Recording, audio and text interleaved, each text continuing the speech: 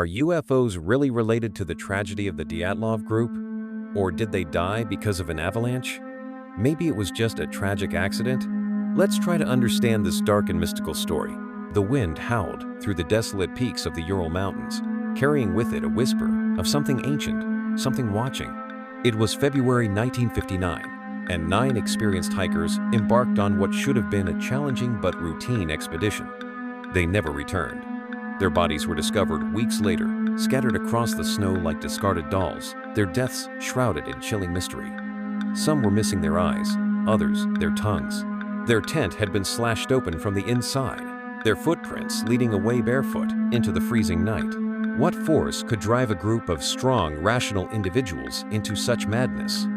What horror lurked on that mountainside, waiting for them in the darkness? This is the story of the Dyatlov Pass incident, one of the most terrifying and unexplained tragedies in modern history. The fateful expedition.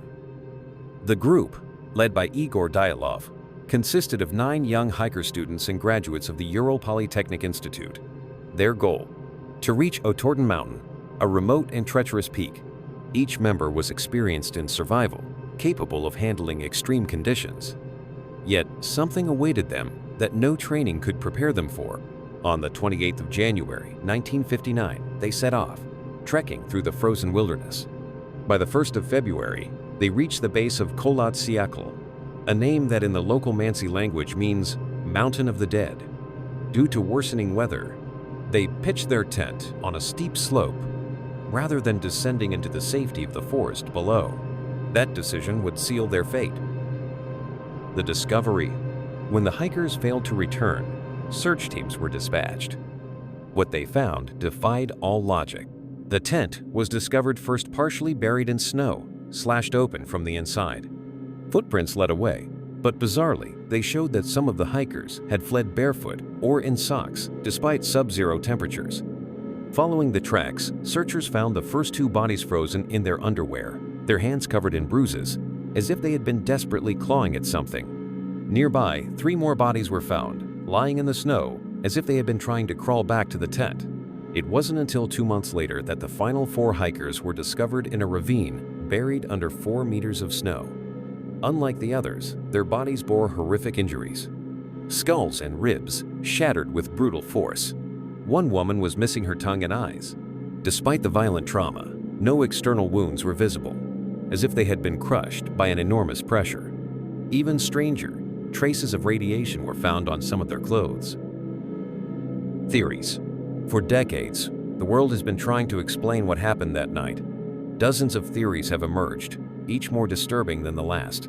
The avalanche theory, the official explanation, but does it stand up to scrutiny? Some speculate that the group fled in terror from an avalanche and then died from the cold. But experts say that the slope was too shallow for an avalanche. No signs of snow movement were detected. Some hikers had extensive internal injuries, but no external wounds, which is not consistent with an avalanche. The theory is about military experiments and secret weapons. According to another version, the group stumbled upon a secret Soviet military test, possibly a parachute mine explosion. This explains the situation.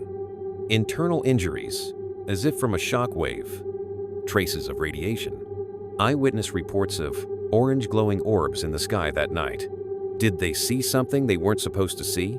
Were they silenced? Theories about paranormal forces or UFOs. Some believe that the glowing orbs seen in the sky were not Soviet weapons, but something otherworldly. Locals speak of strange energy around the mountain, and traces of radiation only reinforce speculation of an extraterrestrial encounter. Yeti theory. A more bizarre but popular theory suggests that the tourists were attacked by a Bigfoot-like creature. Some of the bodies showed signs of defensive wounds, as if they were fighting off something. A missing tongue and eyes? Some say this is consistent with an animal attack, but no such animal has ever been found. The theory of the Muncie Curse. The mountain's name, Mountain of the Dead, comes from a Mansi legend. Could the hikers have disturbed something ancient? Something that should not have been awakened? Some believe the group fell victim to an invisible, supernatural force. The unanswered questions. To this day, no single theory explains everything. Why did they cut their way out of the tent instead of using the entrance? Why did they flee into certain death, half-dressed, in temperatures below -30 dU4C? What could have caused such extreme injuries without leaving external wounds? What really happened that night on the Mountain of the Dead? The case was quietly closed by Soviet authorities, labeled as caused by an unknown compelling force. But was it a cover-up? Even today, the Dyatlov Pass incident remains one of the greatest unsolved mysteries of the 20th century. Some believe the truth is still buried beneath the snow, waiting to be uncovered. Others fear that whatever happened that night is still out there. And if you ever find yourself alone in the Ural Mountains, beware the whispers in the wind. You might not be alone.